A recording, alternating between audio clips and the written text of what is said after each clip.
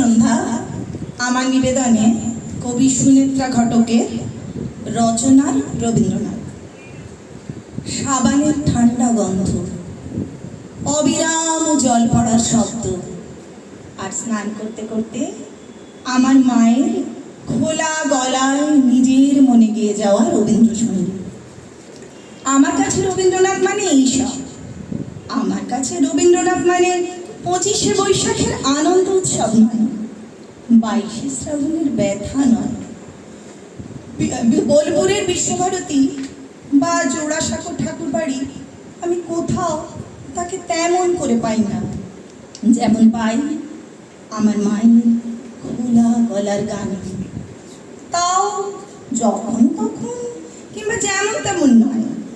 সন্ধ্যের অন্ধকার ঘনিয়ে আসা শেষ বিকেলে মা যখন অফিস থেকে ফিরে স্নান ঘরে শুদ্ধ হতে যান, তখন আমার মায়ের একটা প্রিয় গান, কাঁদালে তুমি মোরে ভালোবাসারই খায়ে, নিবিড় বেদনাতে পুলক লাগে গায়ে, তোমারও অভিসারে যাব অগম পারে, চলিতে পথে পথে বাজুক ব্যথা পায়। আমার মা কোনোদিন গান শেখেননি। কেন শেখেননি? এমন গলা।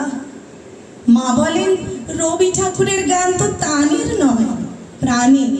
তাই মায়ের মুখে এই গানটা শুনতে শুনতে এই গানটা কখন যেন আমার আপনার হয়ে গেছে। সেদিন বিকেল হতে না হতেই অন্ধকার ঘনিয়ে এলো। আমাদের এক রত্তি বাগানের ছোট ছোট চারা গাছগুলো ভেজা ভেজা বাতাসে উথাল পাথাল হতে লাগলো। ঝড় ঝড় বৃষ্টির অবিরাম ধারায় আমিও মায়ের মতোই গাইতে লাগলাম, কাঁদালে তুমি মোরে ভালোবাসারে ঘায়ে,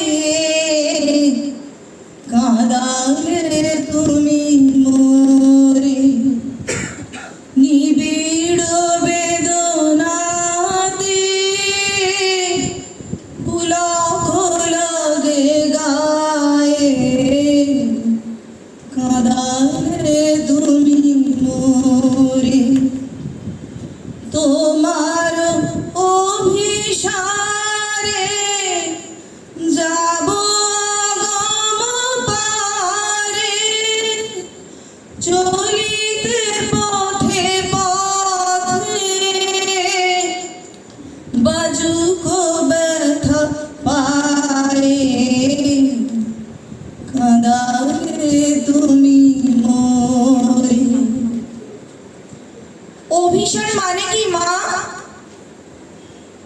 মা বললেন অভিসার? অভিসার আবার তুমি কোথায় পেলে? কেন? তোমার গানে? আমার গানে অভিসার? ও, তোমারও অভিসারে যাব অগম পারে। অভিসার মানে যাওয়া, কিন্তু যাওয়া ততটা নয় যতটা যেতে চাওয়া।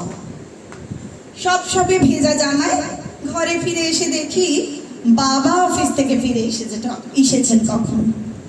বললেন বৃষ্টিতে ভিজতে ভিজতে কোনো বর্ষার গান এলো না মনে?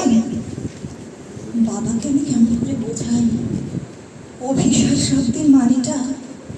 এখন আমি জানি, আজই জেনেছি ভালোবাসার আঘাতে কেমন করে কাঁদা যায়।